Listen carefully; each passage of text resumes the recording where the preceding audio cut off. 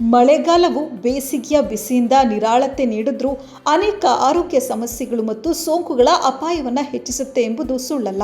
ಈ ಸಮಯದಲ್ಲಿ ವಾತಾವರಣದಲ್ಲಿ ತೇವಾಂಶ ಹೆಚ್ಚಿರೋದ್ರಿಂದ ಬ್ಯಾಕ್ಟೀರಿಯಾ, ವೈರಸ್ ಹಾಗೂ ಶಿಲೀಂಧ್ರಗಳು ವೇಗವಾಗಿ ಬೆಳೆಯುತ್ತವೆ. ಇದರಿಂದ ಹೊಟ್ಟೆ ನೋವು, ಅಜೀರ್ಣ ಮತ್ತು ಇತರೆ ಸೋಂಕುಗಳ ಅಪಾಯ ಹೆಚ್ಚಾಗಬಹುದು. ಹಾಗಾಗಿ ನಮ್ಮ ಆರೋಗ್ಯ ಕಾಪಾಡಿಕೊಳ್ಳಲು ಮಳೆಗಾಲದಲ್ಲಿ ಯಾವ ರೀತಿಯ ಆಹಾರಗಳನ್ನು ಸೇವನೆ ಮಾಡಬಾರದು ಮತ್ತು ಆರೋಗ್ಯ ಕಾಪಾಡಿಕೊಳ್ಳಲು ಏನು ಮಾಡಬೇಕು ಎಂಬುದನ್ನು ಈ ಸ್ಟೋರಿ ಮೂಲಕ ತಿಳಿದುಕೊಳ್ಳಿ. ಮಳೆಗಾಲದಲ್ಲಿ ಯಾವ ಆಹಾರಗಳನ್ನು ಸೇವನೆ ಮಾಡಬಾರದು?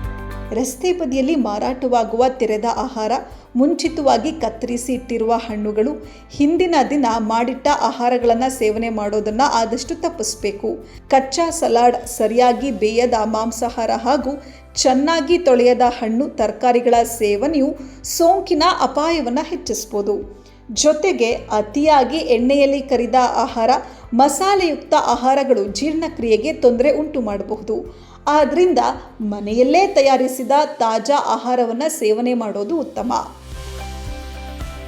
ಈ ಲಕ್ಷಣಗಳನ್ನು ನಿರ್ಲಕ್ಷಿಸಬೇಡಿ. ಮಳೆಗಾಲದಲ್ಲಿ ಪದೇ ಪದೇ ಹೊಟ್ಟೆ ನೋವು, ವಾಂತಿ, ಅತಿಸಾರ, ಹೊಟ್ಟೆಯುಬ್ಬರ, ಜ್ವರ, ದೌರ್ಬಲ್ಯ ಅಥವಾ ಹಸಿವು ಕಡಿಮೆ ಆಗೋದು ಕಂಡುಬಂದರೆ ಅದನ್ನು ನಿರ್ಲಕ್ಷ್ಯ ಮಾಡಬಾರ್ದು. ಇವು ಸೋಂಕಿನ ಲಕ್ಷಣಗಳಾಗಿರಬಹುದು. ಹಾಗಾಗಿ ದೇಹದಲ್ಲಿ ನೀರಿನ ಕೊರತೆ, ನಿರಂತರ ಆಯಾಸ ಅಥವಾ ಹಲವು ದಿನಗಳ ಕಾಲ ಆರೋಗ್ಯ ಸಮಸ್ಯೆಗಳು ಮುಂದುವರೆದರೆ ತಕ್ಷಣ ವೈದ್ಯರನ್ನು ಸಂಪರ್ಕಿಸೋದು ಅಗತ್ಯ. ಆರೋಗ್ಯ ಕಾಪಾಡಲು ಏನು ಮಾಡಬೇಕು? ಯಾವಾಗಲೂ ತಾಜಾ ಮತ್ತು ಸ್ವಚ್ಛ ಆಹಾರ ಸೇವಿಸಿ.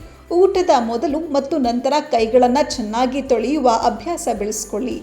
ಸಾಕಷ್ಟು ನೀರು ಕುಡಿರಿ ಹಾಗೂ ಹಣ್ಣು, ತರಕಾರಿಗಳನ್ನು ಸ್ವಚ್ಛವಾಗಿ ತೊಳೆದು ಬಳಸಿ. ಹೊರಗಿನ ಆಹಾರದ ಸೇವನೆಯನ್ನು ಕಡಿಮೆ ಮಾಡಿ ಮತ್ತು ಆಹಾರವನ್ನು ಹೆಚ್ಚು ಹೊತ್ತು ತಿರುದಿಡಬೇಡಿ. ಸರಿಯಾಗಿ ನಿದ್ರೆ ಮತ್ತು ವೈಯಕ್ತಿಕ ಸ್ವಚ್ಛತೆಯತ್ತ ಗಮನ ಹರಿಸಿ. ಸಣ್ಣ ಮುನ್ನೆಚ್ಚರಿಕೆಗಳೇ ಮಳೆಗಾಲದಲ್ಲಿ ದೊಡ್ಡ ಆರೋಗ್ಯ ಸಮಸ್ಯೆಗಳಿಂದ ನಿಮ್ಮನ್ನು ರಕ್ಷಣೆ ಮಾಡಬಹುದು.